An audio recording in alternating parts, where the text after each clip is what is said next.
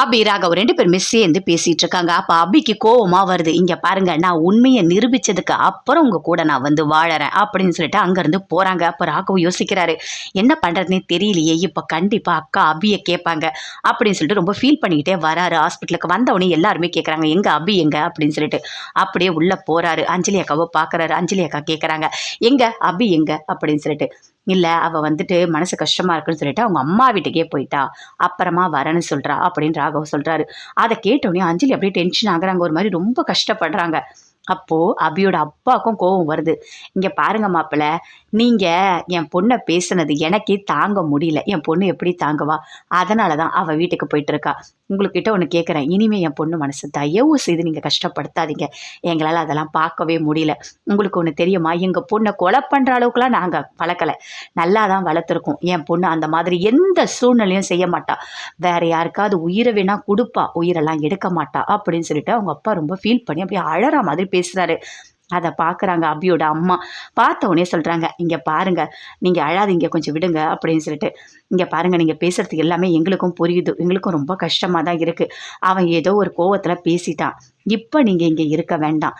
கண்டிப்பாக இந்த சூழ்நிலை எல்லாமே மாறுவோன்னு நாம் நம்புவோம் அப்படின்னு சொல்லிட்டு பாட்டி சொல்கிறாங்க. சரிப்பா, நீங்கள் கிளம்புங்க அப்படின்னு சொல்லிட்டு அனு சொல்கிறாங்க. அங்கேருந்து அபியோட அம்மா அப்பா அத்தை 3 பேருமே சேர்ந்து வெளியே வராங்க. பயங்கரமாக ஃபீல் பண்ணிக்கிட்டே வராங்க. அஞ்சலி யோசிக்கிறாங்க, அபி வரலையா அப்படின்னு சொல்லிட்டு ரொம்ப ஃபீல் பண்ணுறாங்க. இங்கே பாரு ராகவ், கண்டிப்பாக அபி வரணும் அப்படின்னு சொல்கிறாங்க. வருவா, கொஞ்ச நாள் கழித்து வருவா, விடு, இப்போதைக்கு அவளை கொஞ்சம் ஃப்ரீயாக விடுவோம், அவளை நம்ம டிஸ்டர்ப் பண்ண வேண்டாம் அப்படின்னு பாட்டி சொல்கிறாங்க. அப்பயும் ஒரு மாதிரி ஃபீல் பண்ணிகிட்டே இருக்காங்க, எப்படியாவது நம்ம போயிட்டு அபியை கூப்பிடணும் அப்படின்னு சொல்லிட்டு. அங்கேருந்து அபியோட அம்மா அப்பா எல்லாருமே வீட்டுக்கு போகிறாங்க. போனோடனே அப்படியே ஓடி போய் ஹக் பண்ணிக்கிறாங்க. அபி அப்படியே ஃபீல் பண்ணி அழறாங்க, பயங்கரமாக அழறாங்க. அழும்போது, இங்கே பாருமா, நல்லா தெரிஞ்சுக்கோ, உன் வீட்டுக்காரு நீ பண்ணது எல்லாமே தப்பு தான், நல்லா புரிஞ்சுக்கோ அபி. அவங்க வீட்டிலேருந்து யார் வந்து கூப்பிட்டாலும் நீ போகவே கூடாது அப்படின்னு சொல்லிட்டு அபியோட அத்தை சொல்கிறாங்க. ஆமாம், கண்டிப்பாக நான் போக மாட்டேன். அவங்க என் மனசு ரொம்ப கஷ்டப்படுத்திட்டாங்க, என்னால் அதை தாங்கவே முடியல அப்படின்னு சொல்லிட்டு ரொம்ப ஃபீல் பண்ணுறாங்க. ஆமாம், நீ போகவே கூடாது அப்படின்னு சொல்லிட்டு எல்லாருமே சொல்லிகிட்டு இருக்காங்க. அப்படி ரொம்ப ஃபீல் பண்ணுறாங்க. இது என்னதான் இருந்தாலும் அப்படியா பழி போடுவாங்க, அப்படியா பேசுவாங்க எடுத்தறிஞ்சு? எவ்வளோ மனசு கஷ்டப்படணும், ஒரு செகண்ட் கூட யோசிக்கவே இல்லை. அவ்வளோ கஷ்டப்படுத்திட்டாங்க உன்னை அப்படின்னு சொல்கிறாங்க. அபி, நீ ஏதாவது சாப்பிடுமா அப்படின்னு சொல்லிட்டு அபியை சாப்பிட சொல்கிறாங்க. ஆனால் அவங்க அப்பா ரொம்ப ஃபீல் பண்ணுறாங்க. அதை பார்த்தோன்னே அபி டென்ஷன் ஆகுறாங்க. ஐயோ, அப்பாவுக்கு உடம்பு சரியில்லையே, அப்பா ஃபீல் பண்ணால் என்ன ஆகும், இப்போ தான் ஆப்ரேஷன் நடந்திருக்கு அப்படின்னு சொல்லிட்டு யோசிக்கிறாங்க. அத்தை, தயவு செய்து இதுக்கு மேலே என்னை பற்றி ஒரு வார்த்தை கூட நீங்கள் பேசாதீங்க. அப்பாவுக்கு முடியல, அப்பா நீங்கள் போயிட்டு சாப்பிட்டு ரெஸ்ட் எடுங்க, இது எல்லாமே மாறும்ப்பா, கண்டிப்பாக மாறும் அப்படின்னு நம்ம நினைப்போம் அப்படின்னு சொல்கிறாங்க அபி. நானும் சாப்பிட்றேன்ப்பா, நீங்களும் சாப்பிட்றீங்களா அப்படின்னு சொல்லிட்டு சாப்பிட சொல்கிறாங்க.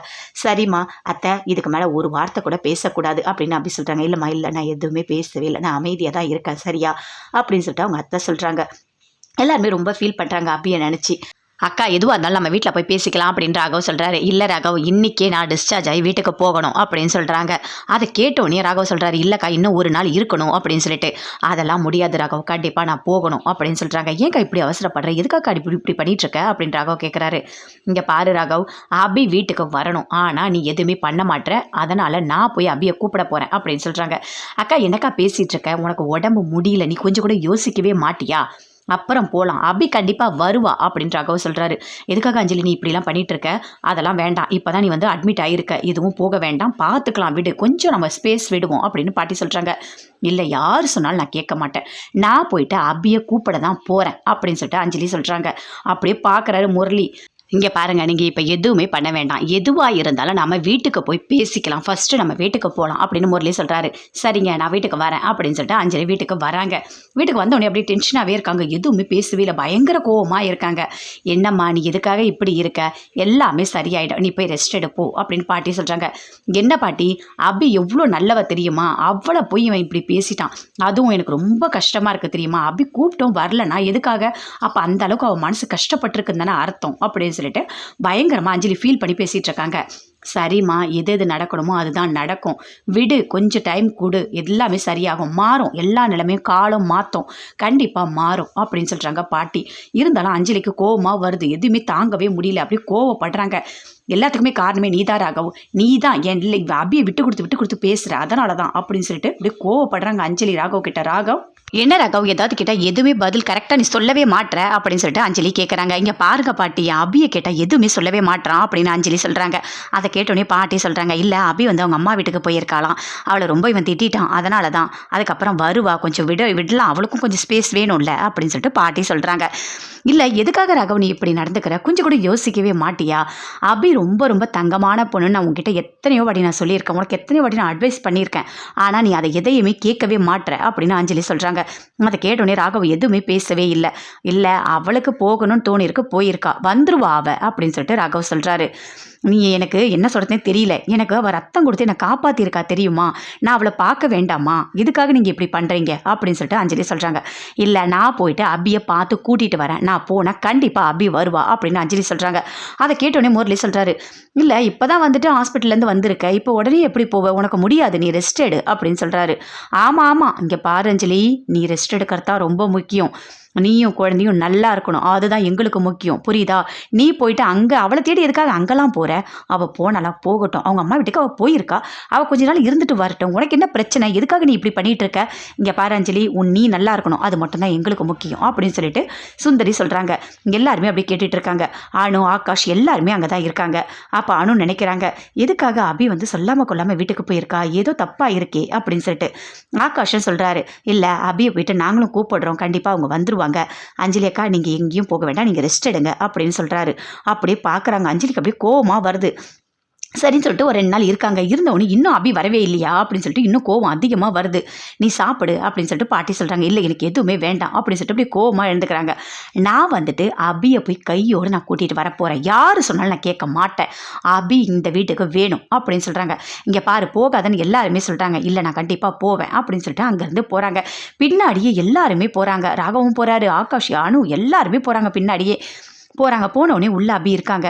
அப்போ அபிகிட்ட ரொம்ப ஃபீல் பண்ணி பேசிகிட்டு இருக்காங்க அவங்க அம்மா அப்பா எல்லாருமே. என்னம்மா நீ எவ்வளோ நாள் இருக்கணும்னாலும் இருந்துட்டு உனக்கு எப்போ தோணுதோ அப்பப்போ, ஒன்றும் பிரச்சனை இல்லை, அங்கே எல்லாரும் உன் மனசு கஷ்டமாக பேசுறது எல்லாமே நாங்கள் பார்த்தோம், எங்களுக்கு ரொம்ப கஷ்டமாக இருந்தது தெரியுமா, தாங்கவே முடியல, உன் மனசு எப்படி இருக்கணும் எங்களுக்கும் புரியும், நீ இருமா இருந்துட்டு போ அப்படின்னு சொல்லிட்டு இருக்காங்க. அப்போ ஆண்டலத்தை மட்டும் யோசிக்கிறாங்க, இவ எதுக்காக இங்கே வந்திருக்கான்னு எனக்கு மட்டும் தானே தெரியும், நான் வாழாவெட்டியாக வந்து உங்களுக்கு கொடுக்குற கஷ்டம் பத்தாது, இப்போ அபியும் வாழாவெட்டியாக இங்கே வரப்போகிறா, அந்த உண்மை எனக்கு மட்டும் தான் தெரியும், ஆனால் என்னால் உங்ககிட்ட சொல்லக்கூட முடியாது, உன் பொண்ணோட வாழ்க்கை அழியுதுன்றது எனக்கு எவ்வளோ கஷ்டமாக இருக்குன்னு சொல்லிட்டு ஆண்டாளத்தை பயங்கரமாக ஃபீல் பண்ணிட்டு இருக்காங்க.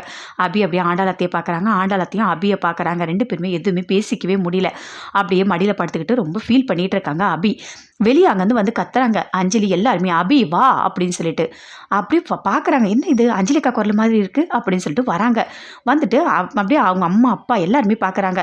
வாமா அஞ்சலி உள்ள வா அப்படின்னு சொல்லிட்டு கூப்பிடுறாங்க. இல்லை அபி நீங்கள் கூப்பிடுங்க அப்படின்னு சொல்லிட்டு அஞ்சலி கூப்பிடுறாங்க. அபி வரவே இல்லை. அபி வா, உங்ககிட்ட நான் பேசணும், கண்டிப்பாக நீ வெளியே வா அப்படின்னு சொல்லிட்டு கூப்பிடுறாங்க. அங்கேருந்து அபி வராங்க. வந்தவுடனே இங்கே பாரு அபி, நீ இல்லாமல் நான் வீட்டுக்கு போக மாட்டேன், வா வீட்டுக்கு வா, நீ ஏன் இங்கே இருக்க, அதுதான் உங்கள் வீடு, நீ அங்கே தான் இருக்கணும், வா அப்படின்னு சொல்லிட்டு அஞ்சலி கூப்பிடுறாங்க. இல்லைக்கா உங்களை கையெடுத்து கும்பிடுறேன், நான் அங்கே வரல அப்படின்னு அபி சொல்கிறாங்க. ஏன் அபி இப்படி பண்ணிகிட்ருக்கேன், அவன் ராகவை பற்றி உனக்கு தெரியும்ல, அவன் ஏதோ ஒரு தப்பாக ஏதோ ஒரு இதில் உன்னை பேசிட்டான், அவன் என் மேலே இருக்க பாசத்தில் பேசிட்டான், மற்றபடி உன் மேலே அவனுக்கு எந்த கோபமும் இல்லை, நீ இங்கே இருக்க வேண்டாம், வா வீட்டுக்கு அப்படின்னு சொல்லிட்டு அப்படி கூப்பிடுறாங்க.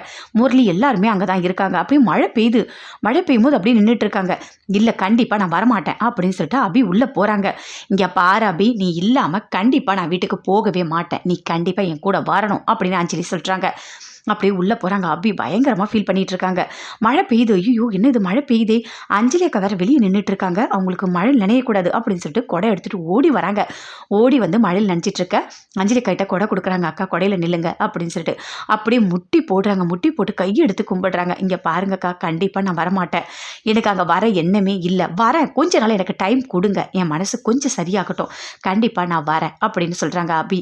இங்கே பாரு அபி, தயவு செய்து நீ ராகவை மன்னிச்சிட்டு நீ வந்துரு, நீ இல்லாமல் வீடாகவே இல்லை, நீ கண்டிப்பாக வா, நீ வந்தால் மட்டும்தான் எங்களுக்கு சந்தோஷம் அப்படின்னு சொல்லிட்டு அஞ்சலி சொல்கிறாங்க.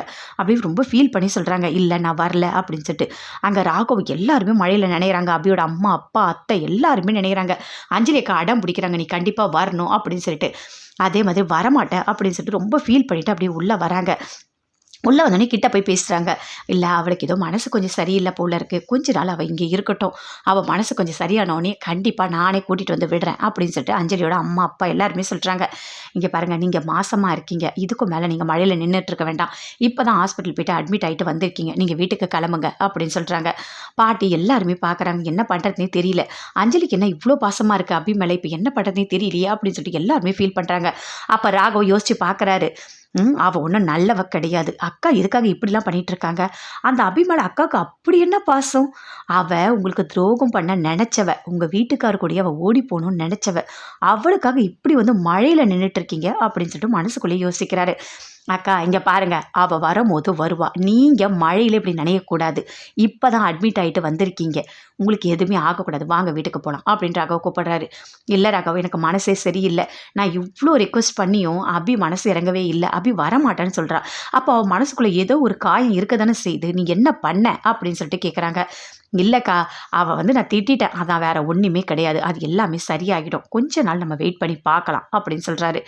அப்போ கூட அஞ்சலி ரொம்ப ஃபீல் பண்ணிகிட்ருக்காங்க. நீங்கள் வாங்க போகலாம் அப்படின்னு சொல்லிட்டு முரளி எல்லாருமே கூட்டிகிட்டு வராங்க.